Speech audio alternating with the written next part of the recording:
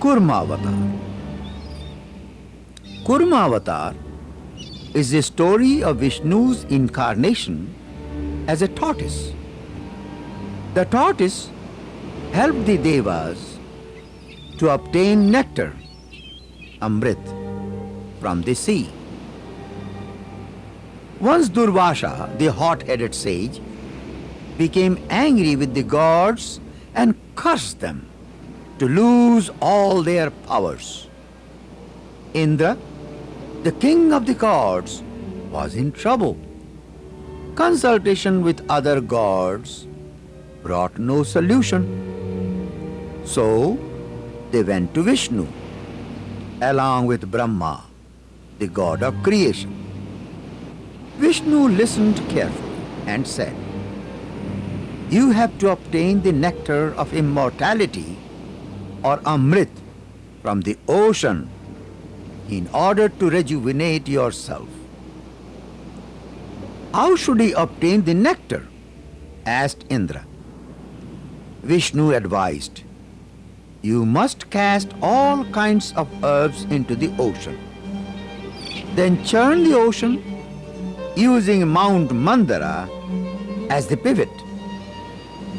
Use Vasuki, the king of the serpents, as a rope for churning."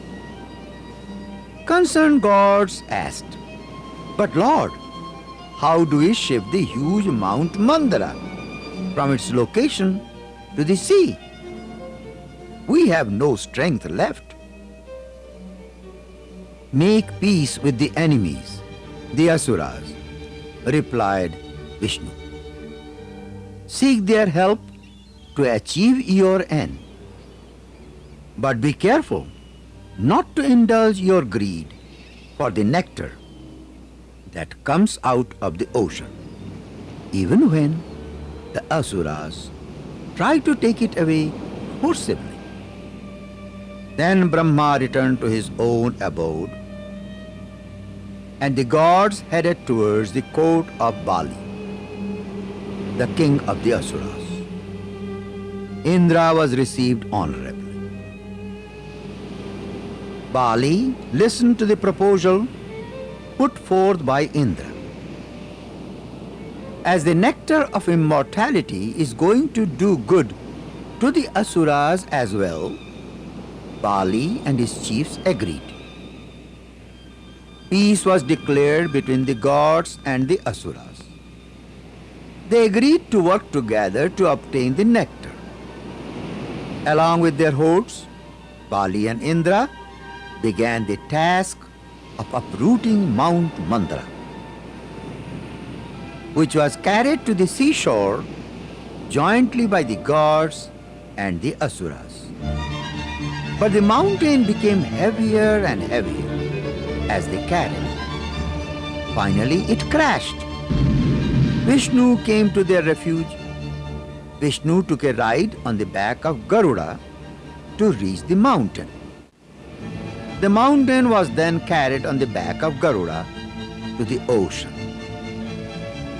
After setting the mountain, Vasuki, the serpent king, was called. Vasuki wound himself around Mandara.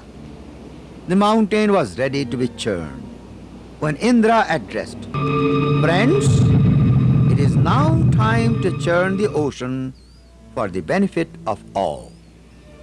Full of joyous anticipation, Devas and Asuras began to churn the ocean. But Mount Mandara began to sink as it had no support. Vishnu took the form of a huge tortoise and plunged into the ocean.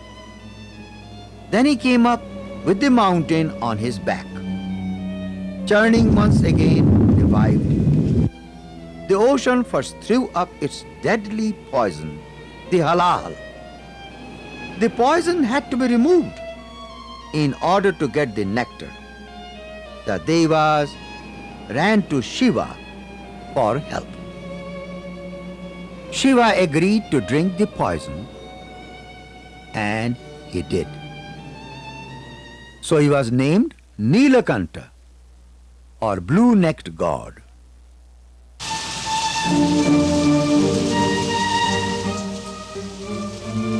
Churning started once again, and a handsome young man, Dhanvantari, emerged with a jar of nectar.